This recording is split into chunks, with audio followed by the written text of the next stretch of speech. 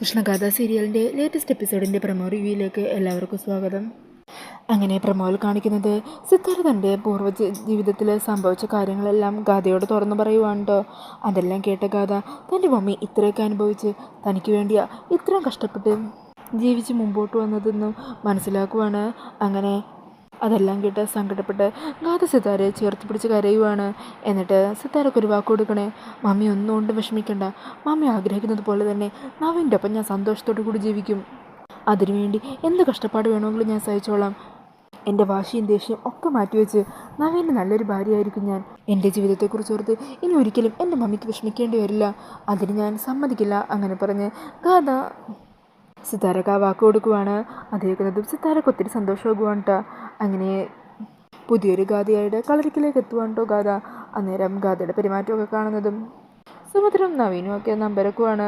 അന്നേരം ഗാഥ പറയുന്നുണ്ട്, എൻ്റെ പേടി എനിക്ക് പൂർണ്ണമായും മാറ്റണം. അതിനുവേണ്ടി മുത്തശ്ശീൻ്റെ ഒപ്പം ഞാൻ പൂജാരിനെ കാണാനൊക്കെ പോയി. പൂജാരി പറഞ്ഞ കാര്യങ്ങളെല്ലാം ഭംഗിയായിട്ട് തന്നെ ചെയ്യാൻ തീരുമാനിച്ചു. അങ്ങനെ ഗാഥയുടെ സംസാരമൊക്കെ കേൾക്കുമ്പോൾ നവീനും സുമിത്രയ്ക്ക് സന്തോഷമാകുവാണ്. നവീൻ പറയണേ, ഇപ്പോൾ തൻ്റെ ഈ പേടി മാറേണ്ടത് തൻ്റെ മാത്രം ആവശ്യമില്ല, എൻ്റെയും ഈ കുടുംബത്തിൻ്റെയും കൂടി ആവശ്യമാണ്. ഞങ്ങളെല്ലാവരും തൻ്റെ ഒപ്പം ഉണ്ട്. അങ്ങനെ അതൊക്കെ കേൾക്കുന്നതും ഗാഥയ്ക്ക് സന്തോഷമാകുവാണ്. അങ്ങനെ നവീൻ എന്നൊരു സൈക്കാട്രിസ്റ്റ് ഡോക്ടറിനെ കണ്ടിട്ടുണ്ടായല്ലോ. ആ ഡോക്ടർ തന്ന മരുന്നുകളെല്ലാം കഴിക്കാൻ ഗാഥയ്ക്ക് സമ്മതമാണെന്ന് പറയുവാണ്. അങ്ങനെ ആ മരുന്ന് കഴിച്ച് എൻ്റെ പേടി മാറുവാണെങ്കിൽ നമുക്ക് ആ രീതിയും കൂടി അങ്ങ് പരീക്ഷിച്ച് കളയാം. അങ്ങനെ ഇതെല്ലാം കേട്ടിട്ട് നിർമ്മല കീർത്തിയെ കന്തവിട്ട് നിൽക്കുവാണ്. എന്തുപറ്റി, ഇവൾക്ക് എന്താ ഇത്ര പെട്ടെന്ന് ഇങ്ങനൊരു മാറ്റം എന്നൊക്കെ ആലോചിക്കുവാണ്ടോ അവർ.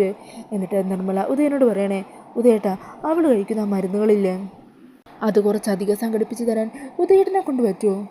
പിന്നീട് പ്രമോയിൽ കാണിക്കുന്നത് ശ്രീനിവാസൻ്റെ ചേച്ചിയും കൂടി സംസാരിക്കുന്നതാണ്. അന്നേരം ശ്രീനിവാസൻ തൻ്റെ മകളെക്കുറിച്ച് പറയുവാണ്.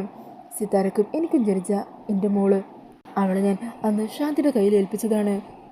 എൻ്റെ ജീവിതത്തിൽ എനിക്കിനി ഒരേ ഒരു ലക്ഷ്യം മാത്രമേ ഉള്ളൂ, അവളെ കണ്ടുപിടിക്കണം, കൊണ്ടുവന്ന് എൻ്റെ കൂടെ നിർത്തണം. അങ്ങനെ തൻ്റെ മകളെ കണ്ടുപിടിക്കാനായിട്ട് ഇറങ്ങി പുറപ്പെടുവാണ് ശ്രീനിവാസൻ. അപ്പോൾ ഇതൊക്കെയാണ് കേട്ടോ ലേറ്റസ്റ്റ് എപ്പിസോഡിൻ്റെ പ്രൊമോയിൽ കാണിക്കുന്നത്. പ്രൊമോ റിവ്യൂ ഇഷ്ടപ്പെട്ടിട്ടുണ്ടെങ്കിൽ മറക്കാതെ വീഡിയോ ഒന്ന് ലൈക്ക് ചെയ്യണേ. ഇതുപോലുള്ള കൂടുതൽ റിവ്യൂസിനായിട്ട് ഈ ചാനലൊന്ന് സബ്സ്ക്രൈബ് ചെയ്തും കൂടി സപ്പോർട്ട് ചെയ്യണേ. താങ്ക്